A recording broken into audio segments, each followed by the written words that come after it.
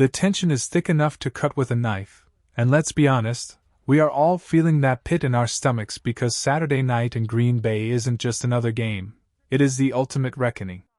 The playoffs are here, the lights are bright, and the entire season comes down to whether this defense can finally find its pulse or if we are about to watch our Super Bowl dreams go up in smoke at the hands of our biggest rivals. Before we break down exactly how Dennis Allen can save this season, do me a massive favor.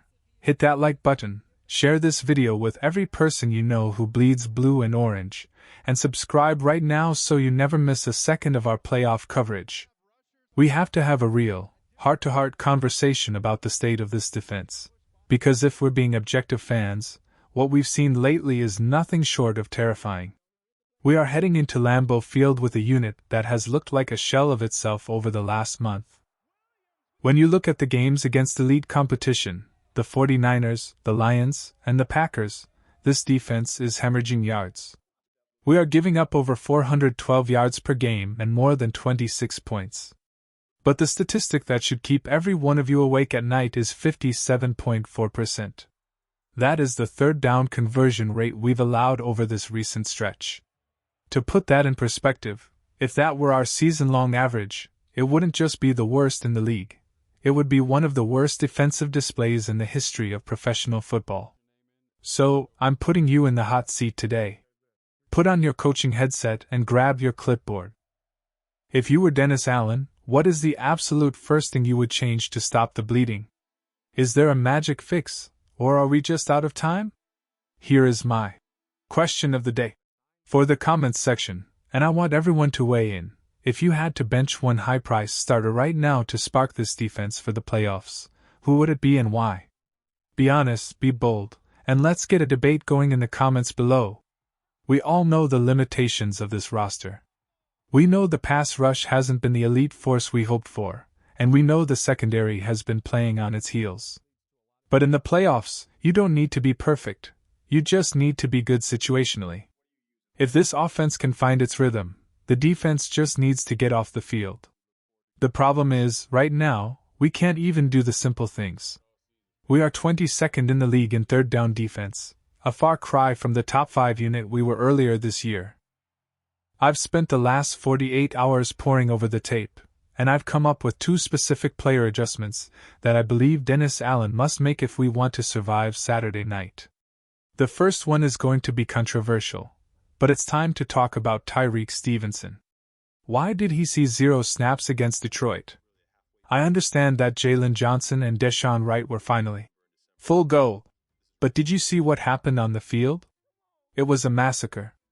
Jalen was targeted 7 times and gave up 6 catches for over 80 yards. Wright wasn't much better, giving up nearly 70 yards on just 4 catches. Tyrique Stevenson isn't a perfect prospect, and yes, we've seen him get beat on the deep ball, but he has a nose for the football and he plays with a certain level of desperation that this secondary is currently lacking. With C.J. Gardner-Johnson likely sidelined in the concussion protocol, we are already thin. Stevenson has started plenty of games, he's made big plays in high-pressure moments, and at this point, he cannot do worse than what we saw last week. If I'm Dennis Allen, I'm not just considering Stevenson. I'm putting him in the starting lineup, or at least giving him a massive share of the snaps the moment things start to look shaky. Then there's the linebacker situation. I love T.J. Edwards and Tremaine Edmonds as much as anyone, but let's call it what it is, they look compromised. They are playing at maybe 80% health, and in a game of inches against a quarterback like Jordan Love, 80% is a death sentence. They can't cover the middle of the field right now. They were targeted 10 times against the Lions and allowed 8 completions.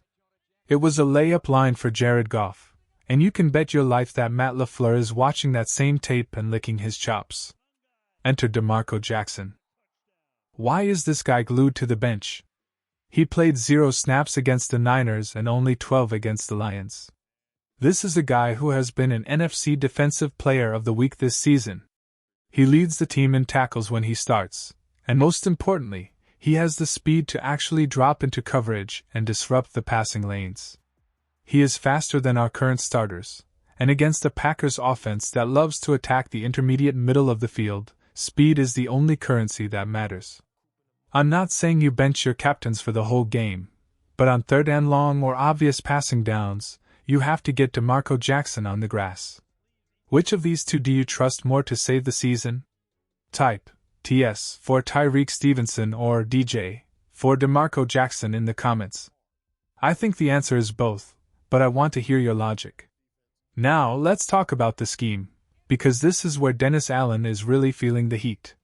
He's tried playing heavy zone, and we got carved up.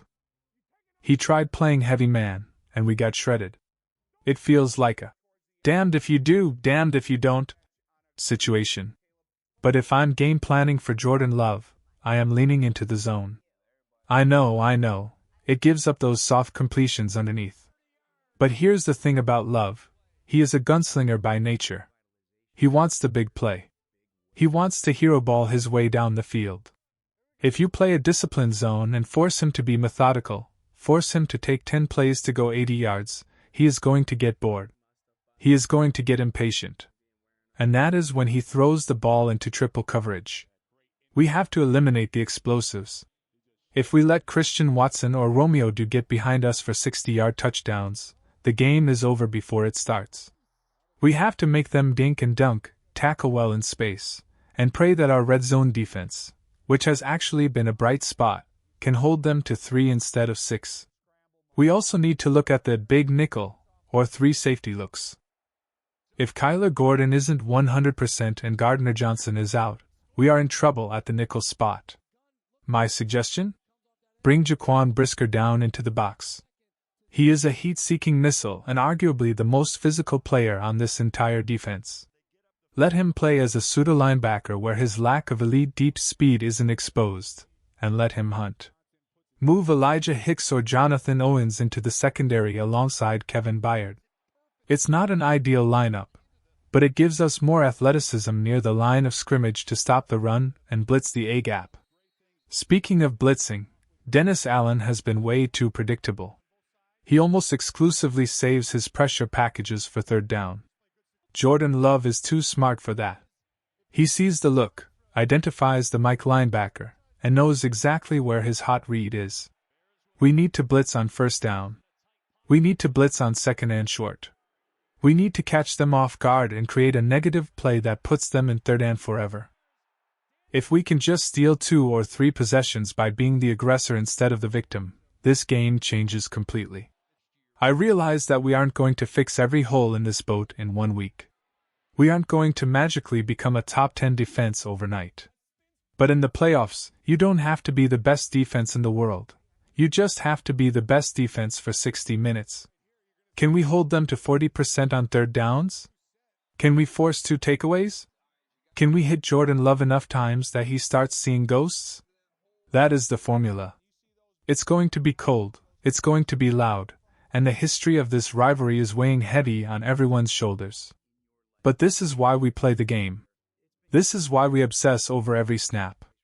Dennis Allen has the tools to make these adjustments. He just has to have the guts to actually pull the trigger.